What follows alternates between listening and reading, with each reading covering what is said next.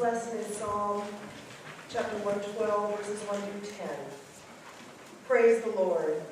Happy are those who fear the Lord, who greatly delight in his commandments. Their descendants will be mighty in the land.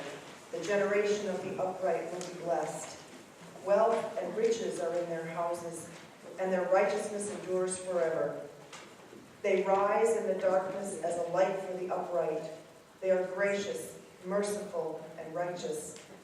It is well with those who deal generously and lend, who conduct their affairs with justice. For the righteous will never be moved. They will be remembered forever.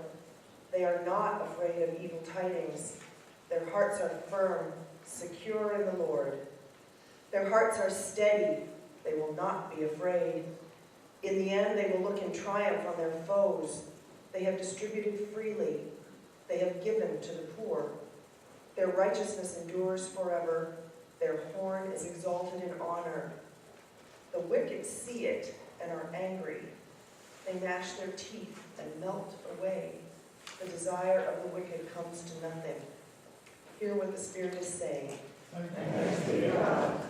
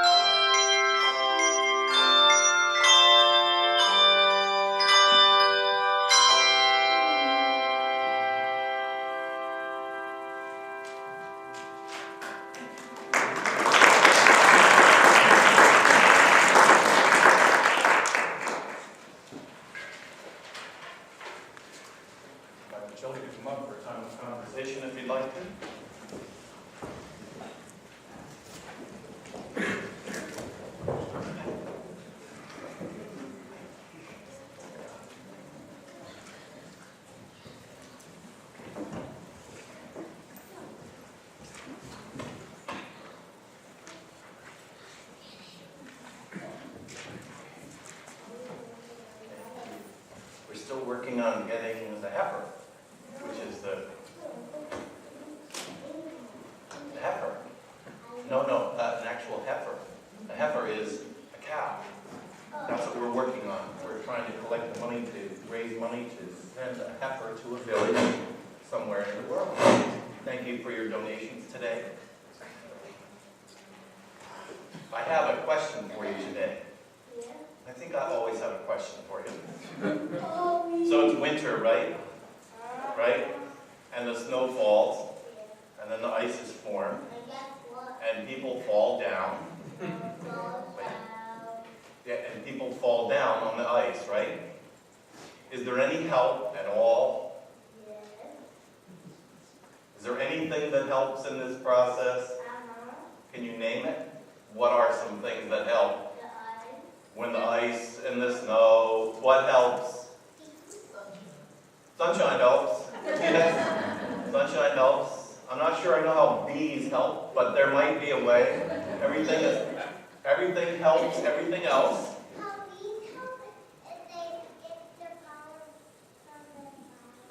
That's right, and I like it already because you're making me think about flowers. I've been trying to focus on flowers all day. Aren't these beautiful? Isn't it great to see flowers when you look outside and everything is white, frozen? All right, back to my question.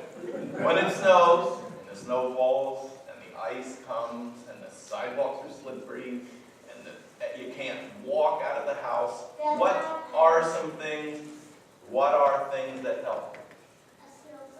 A snowplower helps a lot, right? A big steel blade on the front of a truck or a little tractor, and it shoves the snow out of the way, right? What else helps? Yes? A shovel helps. All by itself? No. You do. You need a person. You need a person on the shovel. So a person linked with a shovel just standing there. That really helps, right? No? Yeah. Yes or no? You gotta do that. You gotta sink it in there and shovel it out of the way. What helps when it snows? Snow blower. Snow blowers help, right? Because they sit in our garage and when it snows, they just help, right? Right. You have to start them up though, right? Yes? What helps when it snows? An underground heater in the sidewalk for $40,000. Yes, that would really help. That's right. Actually, you remind me that in the church I used to serve, we had a ramp for people who couldn't do stairs. And the amazing thing was, it did have a wire in it. If we turned the switch on, it got up to about 60 degrees on the concrete. And so on really snowy, rainy days, or icy days, you know what it did? It steamed. You go outside the church and there'd be this big pile of steam rolling up. But the sidewalk wasn't slippery. What else helps? What else helps when it's icy and it's snowy? What? Automatic icebreaker. An automatic icebreaker, especially if you're in the ocean.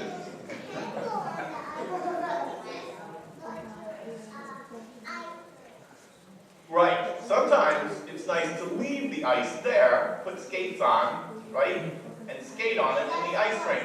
But what my question is, what else helps? We never really agreed. Nah, you didn't say the thing I want to hear yet. What? Lights help. Wow, they do help. Yes, they help because if the light is on, you can see maybe where the really slippy parts are, right? Yeah. There's one more thing that helps. Well, there's probably more than one more thing, but one thing I want you to think about. Yes? What else? What? Fire. Yes, that helps if it's in the right place. Right? And a campfire helps. You better believe it. That helps when it's snowy and it's cold and it's icy and the sidewalks are slippery. What else helps? Warm ocean. A warm ocean, yes. Tell us what the answer is. All right, do you know? A heater. A heater. All right, let me see. I've never done this before. Sometimes you guys know the answers that they don't know. But I'm going to check. Do you all know the answer? Are you ready to say it all at the same time? Ready? Here we go. Ready? Salt.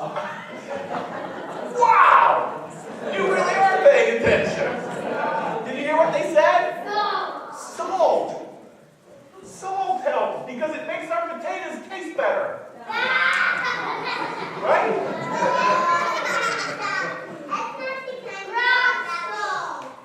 It's not the kind of salt? It's a different kind of what you put on your potatoes? Well, how does salt help when it's salty, when it's snowy and icy? Yes? It melts the snow and ice. What? You know it does. That's rock salt does. It melts? Wait, No. is it hot? No. So you put the salt on the ice And snow. and snow. You You scatter it everywhere. And then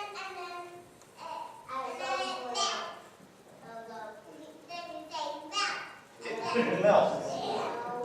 It melts the snow and the ice. It does. You drive over it. It melts the snow and ice on the road. I think that's a wonderful idea. And you know what? Here's the thing. For a different purpose, I don't think it was for snow. I think that in Jesus' time they used to use salt to keep things from going bad, from rotting. And the other thing they used to do is they had roads that didn't have pavement on them, but they were dirt roads, sometimes hard-packed dirt roads. You know what they used to do with salt? They would put the salt in the potholes, and the salt would pack hard, and it would draw the moisture out of the air, and it would fix the roads. Now, I told you that because thinking about what we do with salt, and thinking about what they did with salt, here's an amazing thing. Here's what Jesus said. You ready? Jesus said, "You are salt." Yep. He said, "You are salt." He said, "You are salt. You are salt. You are salt." And guess what? You are salt. Everybody is salt. And today, what we're going to do is, we're going to do it. Have your teachers ever talked about thinking caps? Sometimes when I hear something that I wonder about, I do this. I tilt my head, and I take my finger, and I scratch it right there. Today, we're going to listen to what Jesus said. You are salt. We're going to go like this. I wonder what he meant by that. Okay? Thank you for coming up and sharing this time of conversation with me today.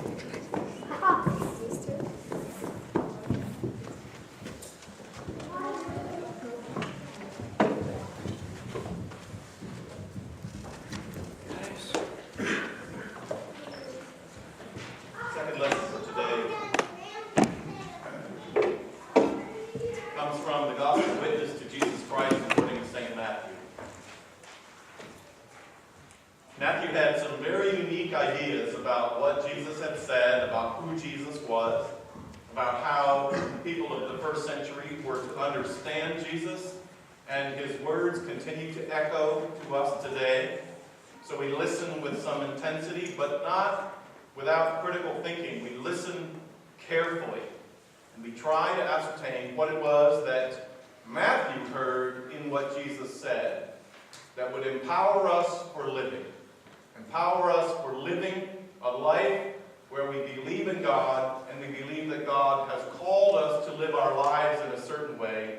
Listen for the Word of God, or the Gospel of Jesus Christ, according to Matthew, as we read from this part of the Sermon on the Mount. You are the salt of the earth. But if salt has lost its taste, how can its saltiness be restored? It's no longer good for anything, but is thrown out and trampled underfoot. You are the light of the world. A city built on a hill cannot be hidden. No one, after lighting a lamp, puts it under a bushel basket, but on the lampstand, and it gives light to all in the house. In the same way, let your light shine before others, so that they may see your good works and give glory to your Father in heaven. Do not think that I have come to abolish the law or the prophets. I have come not to abolish, but to fulfill.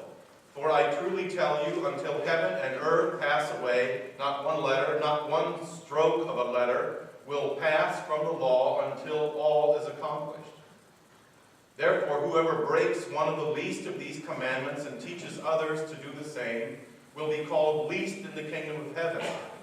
But whoever does them and teaches them will be called great in the kingdom of heaven.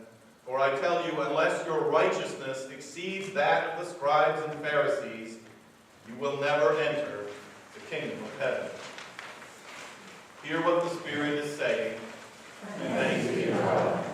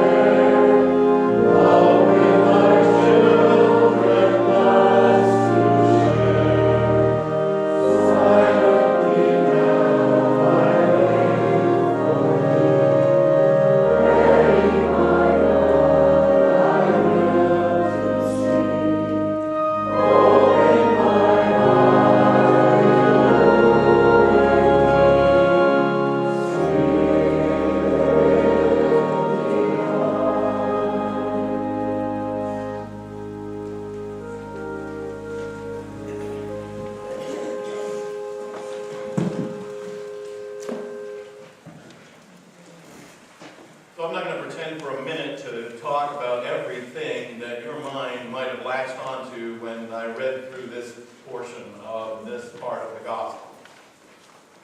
I only want to direct your attention to parts of it that I think might be worth unpacking. I find it to be a very complicated piece of reading, writing, and listening to interpret into our lives. And I want to say this to you. My hope only is this, that I can point to today what I think is the hardest part of being a Christian. If I can point to it, then maybe as you go out into the world this week, you'll be able to think about what I've talked about, and somehow being aware of the hardest part of it, we might somehow be able to actually live into it. Now, the first thing I want to say is this. I want to talk a little bit about evangelism. If you've grown up in the Church of Jesus Christ, in any denomination, in any capacity at all, you have heard the word evangelism. And in my mind, what it brings to mind is that when I was in college, there were a group of Christians who decided to take their spring break, and they were going down to the beaches of Florida, and they were going to, fully clothed, they were going to walk the beaches of Florida, talking to the people who were laying on the beach during their vacations about why they should give their life to Jesus Christ and set a new path. I was not with them. In fact, it shakes the timbers of my life to think that at some point in my life I might actually have said yes to such a thing. I can't imagine a ruder experience if I had gotten away during this frost-killed world to the beaches of Florida and finally spread out the blanket and laid down on the beach, that someone decided to come by and preach the gospel to me. So, I just want to say, there is a wonderful, powerful, evangelistic part of this text, but it is not that. Now listen to my words. I believe this with all of my heart. You and I, as followers of Jesus Christ, are not called to tell other people how to live their lives.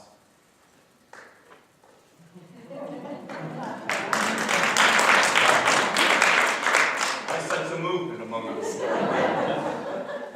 You are not called to tell other people how to live their lives. I'm going to repeat it a third time because I think we so much need to back up from this in a variety of forms. We so much need to back up from a desperate attempt to allow the gospel to become practical, that we have moved entirely almost as a global witness into this frame of existence, and it has nothing whatsoever to do with our call. We are not called to tell other people how to live their lives. You and I, and throughout the Hebrew Scriptures and the witness of Jesus, there is no difference. There is no distinction. Jesus says it himself, my message is the same as the message of Moses and the prophets. This message is one with the ancient message, and it is this interpreted by the voice of the prophets. We are called to live. We are called to live our lives in mercy, showing it to others, receiving it for ourselves. We are called to believe in justice. To believe in justice. At one point early in my ministry, someone had asked me, actually it was in an interview, someone said, what do I think the gospel boils down to? And I said, I think it is the pursuit of justice. And the person said, justice? What is that? And so I turned the interview to them a little bit and I said, tell me some more about that. And they said, well, I tell my children all the time, the world's not fair, live with it. If the gospel is about justice, he went on to say, then I don't think we have anything to do, because I don't think justice exists. My friends, we may not know in any given moment of what the fair thing to do is. We may not be able to ascertain for this moment what is the right and just thing to do. Justice is complex. You cannot just head off in the direction of justice and think that because you think it's right, that somehow it's going to turn out to be right for somebody else. But the pursuit of justice, my friends, is what is at the heart and soul of the ministry of the Hebrew people in the world. It is our inheritance as Christians in the world to believe that the God of the universe is a fair and fair-loving God who calls us to pursue, I'm going to use the word, fairness in the world. I too told my children, look, life isn't fair. And I usually told them that to get them to stop whining. But when I tell my kids that life isn't fair, the next question is, but is there anything that we are called to do in response to that? And the life of faith says, oh yes, absolutely. We are called to live our lives in mercy, pursuing justice. And if you don't know what justice means, the prophet broke it down and said, be kind to one another. Be kind. That doesn't mean, my friends, that you don't say anything. It doesn't mean that you become a quiet person who just goes about your life. Sometimes being a person of mercy means that you have to speak words of mercy in experiences where you see someone taken advantage of. This call to love mercy and kindness is not some sort of a low-level common denominator that says, do no harm, just sort of go through your life. It's not like that. It is an engaged life. Sometimes you have to speak up, and sometimes you should speak up. Sometimes you have to take a stand, and sometimes you should take a stand. Sometimes you have to make it worse by what you say. In pursuit of kindness and mercy and grace, it has to get worse. You know what I'm talking about, don't you? Sometimes in a family, you see the injustice going on, and you have to speak and make it worse. You have to make it uncomfortable. You have to say, this must stop.